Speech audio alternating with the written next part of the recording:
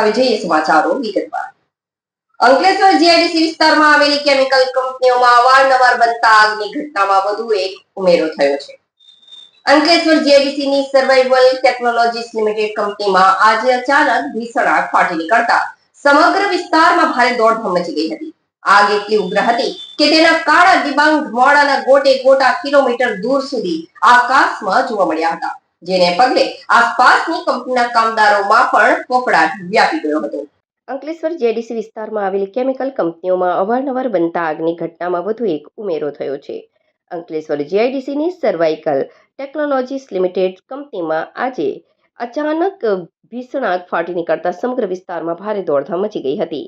આગ એટલી ઉગ્ર હતી કે તેના કાળા ડિબાંગ ધુમાડાના ગોટે ગોટા કિલોમીટર સુધી આકાશમાં જોવા મળ્યા હતા, જેને પગલે આસપાસની કંપનીના કામદારોમાં પણ ફફડાટ વ્યાપી ગયો હતો.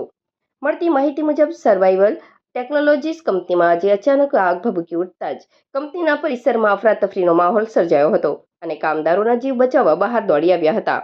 ઘટનાની ગંભીરતાને જોતા ડિઝાસ્ટર પ્રિવેન્શન એન્ડ મેનેજમેન્ટ સેન્ટરના ફાયર ટેન્ડરો તાત્કાલિક ઘટના સ્થળે દોડી ગયા હતા.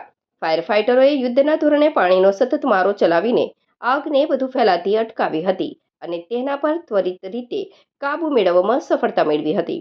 સદનસીબે આ ભયાનક દુર્ઘટનામાં હાલ પૂરતી કોઈ જાનહાનિ કે ઈજાના સમાચાર પ્રાપ્ત થયા નથી, જેને પગલે તંત્ર અને કંપની સત્તાધીશોએ રાહતનો શ્વાસ લીધો છે. આગ લાગવાનું ચોક્કસ કારણ હજુ સત્તાવાર રીતે સામે આવ્યું નથી, પરંતુ પ્રાથમિક તપાસમાં શોર્ટ સર્કિટના કારણે આગ લાગી હોવાની આશંકા વ્યક્ત કરવામાં આવી રહી છે. આગના કારણે કંપનીના પ્લાન્ટ અને કાચા પાકા માલસામાનને કેટલું આર્થિક નુકસાન થયું છે તેનો અંદાજ મેળવવાની કામગીરી અત્યારે ચાલી રહી છે. હાલ ફાયર વિભાગ દ્વારા કુલિંગની પ્રક્રિયા પૂર્ણ કરી સમગ્ર ઘટના અંગે ઝીણવટભરી તપાસ હાથ ધરવામાં આવી છે.